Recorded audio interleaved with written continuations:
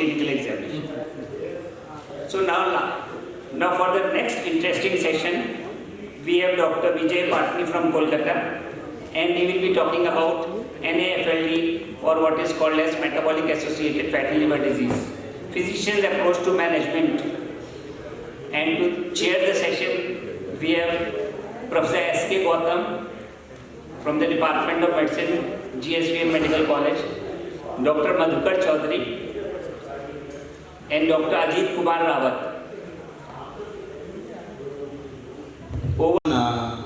Liver disease.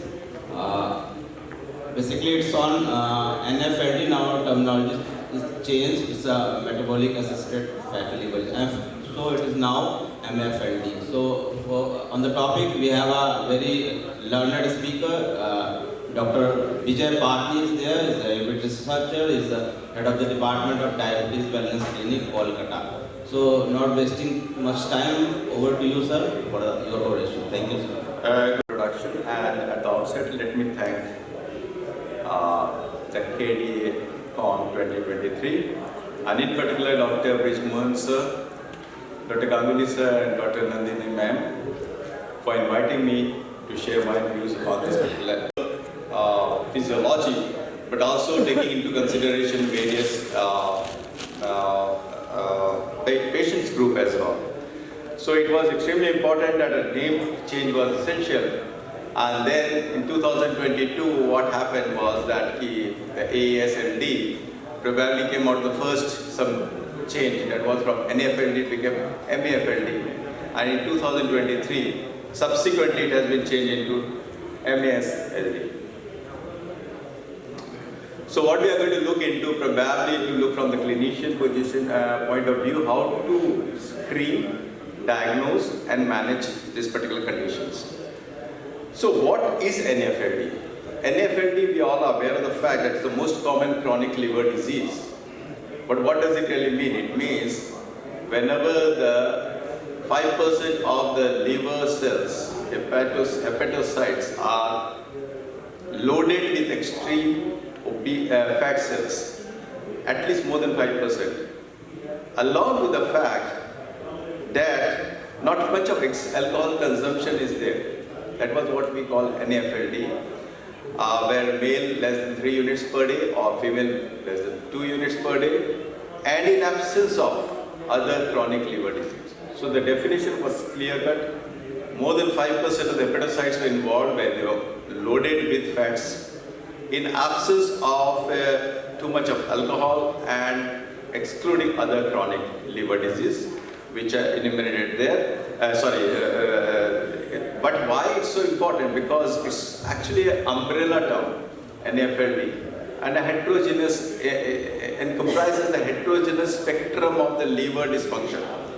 So if you look, it varies from NAF to NAF.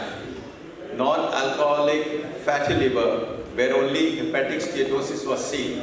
There's not much of an injury or inflammation there, but once the injury and inflammation occurs, then it becomes steatohepatitis.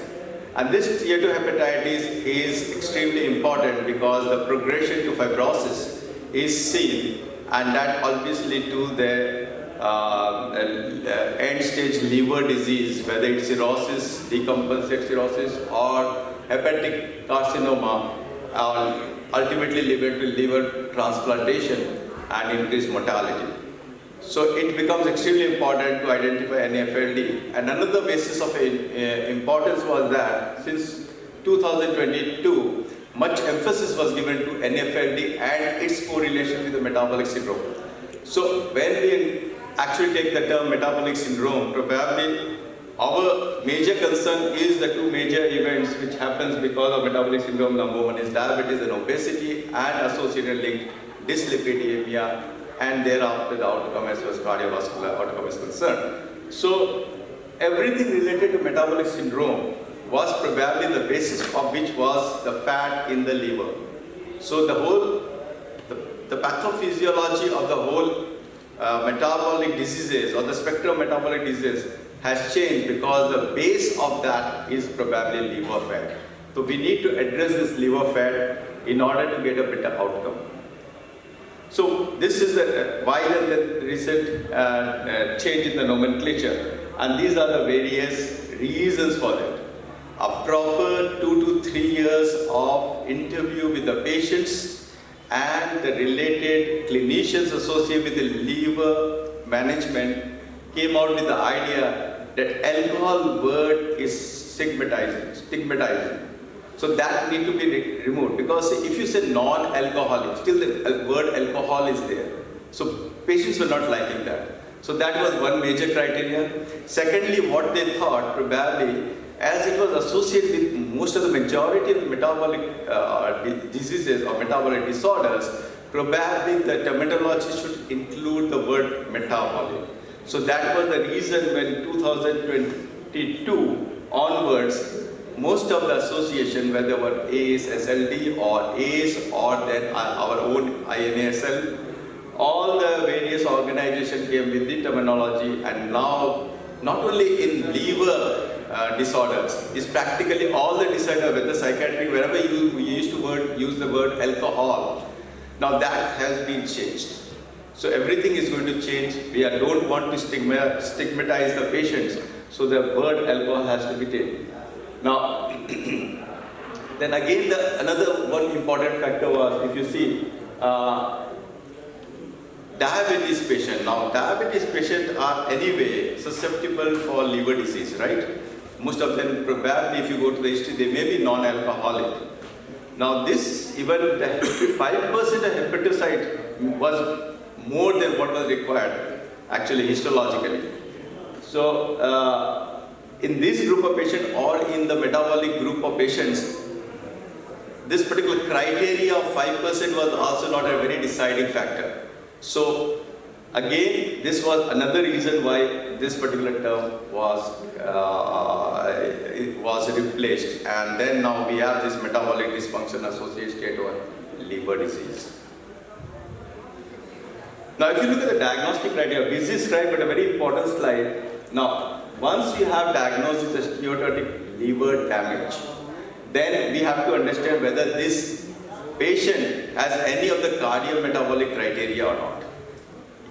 If they have it, then is there any cause of steatosis? If there is no such cause, then we define them at MASLD.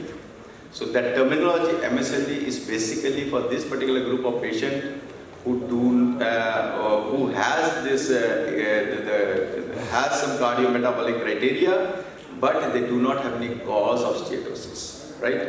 No chronic liver disease, no alcohol, etc. And then you have the various other spectrum which I am not going to go into.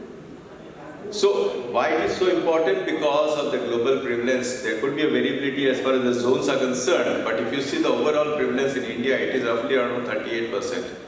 38% of NAFLD with a high risk or a high risk, high outcome as far as end-stage liver disease concerned, and ultimately culminating into increased cardiovascular disease as well. So this is extremely important that almost more than 1/3 of the patients are having NAFLD. So it's practically an elephant in the room. Prevalence in high-risk patients with metabolic conditions, 58.2%. So if you have the subgroup population of diabetes, obesity, dyslipidemia, etc., the incidence increases, which I'm going to show in the second slide. And most important is the prevalence in children is 35.4%. And that is why we are having probably more of younger patients getting into the metabolic disorders, particularly diabetes. So what is a major risk driving force? Driving force is insulin resistance that leads to whether it is diabetes, whether it leads to atherogenic diabetes, dyslipidemia, and the other outcomes associated with these two disorders. So NAFLD is also because of insulin resistance, and therefore insulin resistance, which is a component of metabolic syndrome, it's extremely important and we have to manage it. Now, what are the commonly associated conditions as far as metabolic conditions are concerned? And if you see the percentage out, what I was talking about, though we gave an average of 58.2% prevalence, but if you see individual metabolic condition, if the patient happens to be obese, it's about 90% of the patient having NAFLD. So similarly, the diabetic patients about 70, 80, and all all those things. So extremely high prevalence is prevalent in metabolic conditions. Now, this particular study which was done and was published in Journal of Hepatology recently. Now, a type 2 diabetes patient age of more than 50 years, if you just go through that particular graph, you will see the prevalence of NAFLD and advanced fibrosis and cirrhosis to the extent of 65%, 14% and 6%. So the patient ultimately ending up into cirrhosis about 6%. That's a huge kind of population basically. If you consider a particular R group of population, because we differ a little bit from the Caucasian population, where the prevalence of NAFLD was almost 10% or 15% lesser than Indian population. So if a patient is having diabetes, his chances of converting into NASH, cirrhosis and associated mortality increases vis-a-vis a patient who is not having diabetes, and very well documented in this particular slide that if conversion from NAFL to NASH is about 10 to 20% in non-diabetic, but it's about 40% in NASH, and subsequently progression to the other end-stage liver disease and mortality as well. So, what is the challenge? See, every one of us are aware of the clinical scenario in our place. We do get reports of ultrasound showing fatty liver. How many of us behave proactively? Probably, I don't want to put a percentage to it, but definitely quite a low percentage will behave proactively in managing that fatty liver written in the ultrasound report, because most of them are like coincidental findings, right? So we need to suspect and we need to diagnose it as early as possible.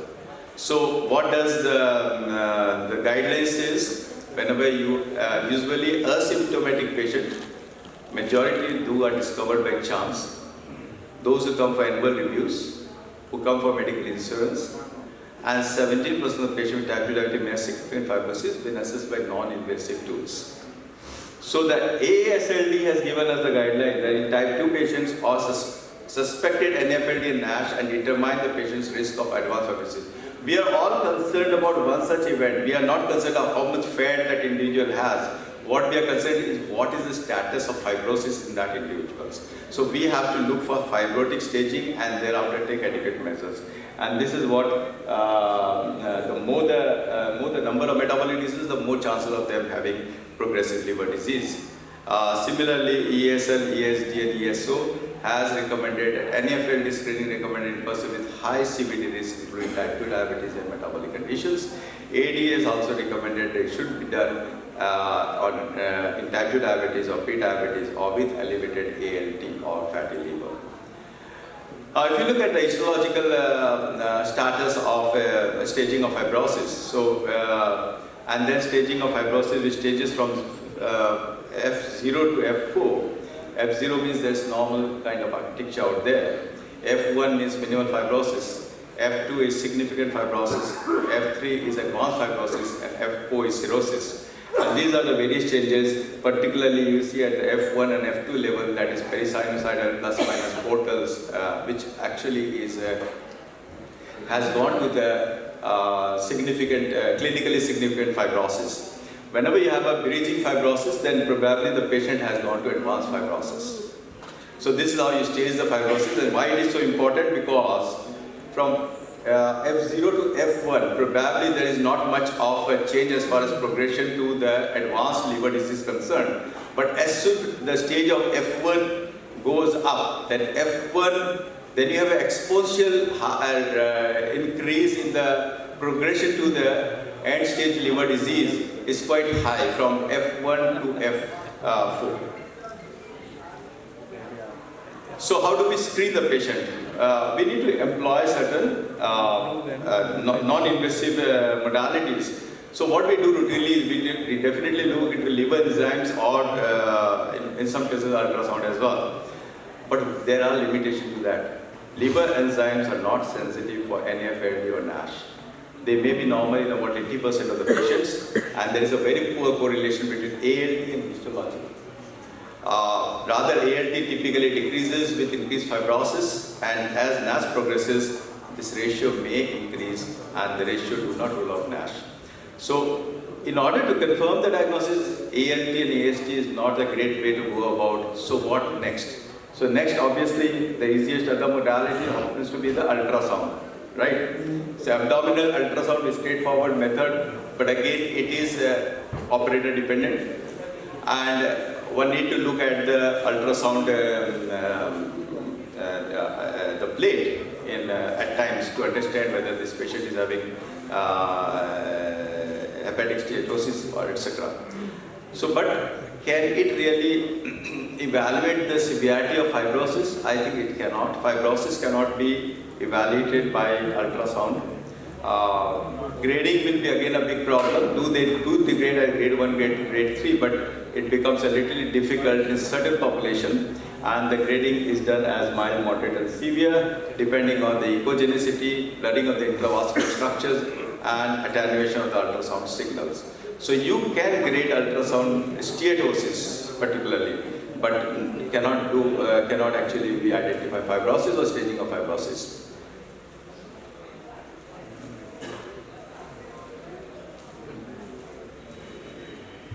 So what next? All we need to understand is staging of fibrosis is extremely important because that is what we wish to know.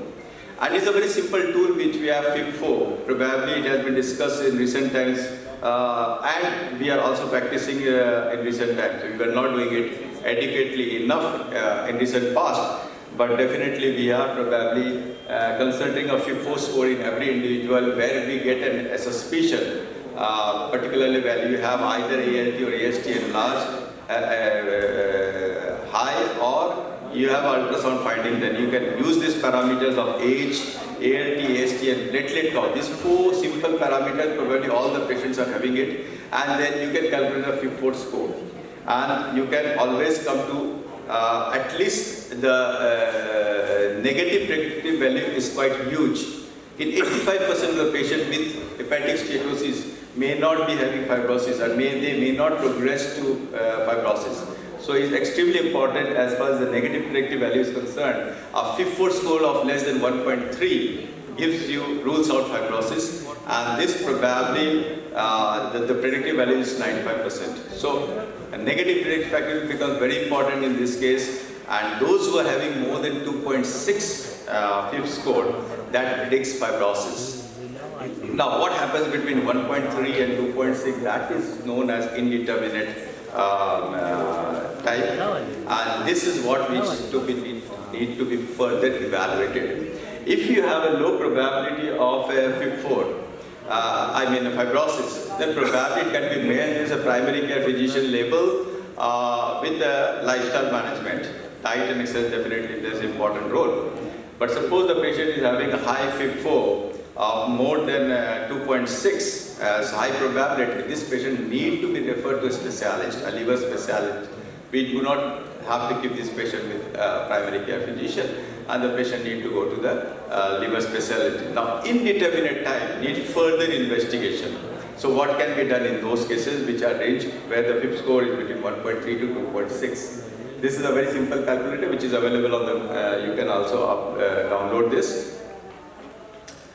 Why we are very anxious about this FIB4 score, and what does it really lead to? If you look at the various parameters, the rate per person, 100% years, whether it's deaths, liver events or MACE, even the carcinoma, you will see a jump, a multifold jump from those who are in FIB low probability of less than 1.3 to those who are in very high probability of more than 2.6. You can see just a jump where the liver events 0.21 goes to 9.33, and even the MACE goes from 0.83 to 2.54. That's almost like four-fold jump. So it's extremely important to identify this group. The indeterminate type also has an important predictive value, and important because they also have an increased death, liver events, MACE or carcinoma with respect to those who have low probability. Now, how do we really manage in primary care? So, if you go to this particular slide, you have a clinical suspicion of fatty liver disease. the primary care or non-GI hepatologic care, then you have primary risk assessment, that is FIP4. If you have a clear-cut FIP score 2.67 or more than 2.67 or less than 1.3, then probably they can be repeated, the FIP score can be repeated if there is less than 1.3, and annually or depending on the number of metabolic conditions which this individual has. So what is important now? Let's go to the indeterminate type. Now, indeterminate type is the one who probably have to undergo further investigation in the form of what we call is transit elastography, which is a non-invasive procedure, and we do it routinely as a fibroscan, and where we can see into the liver stiffness measurement, LSM. So if you have LSM measurement of less than 8 kilopascals, probably that load is, and those who have LSM of more than 12, they are the high risk. These individuals need to be referred to the hepatologist or the hepatic liver functions. And accordingly, we need to plan out the management as far as assessment is concerned. So this is extremely important. At what time and what level one need to refer this patient to a specialist is important. But again, diet, exercise has to be the diet and exercise has to be the integral part of any management in an FLD or NASH. So that has to be there, followed by obviously some of the pharmacological management is there, which have been there. There are certain, I think if you give me 1 or 2 minutes time, I can... Please summarize, we are already running up. Right. So what I am going to do is just do this. Right. So this is important. Lifestyle modification is a key approach for NAFLD, which can be, all of you can appreciate the fact that your 10% weight loss can lead to fibrosis regression. That is extremely important. So weight loss becomes an important management tool in order to manage.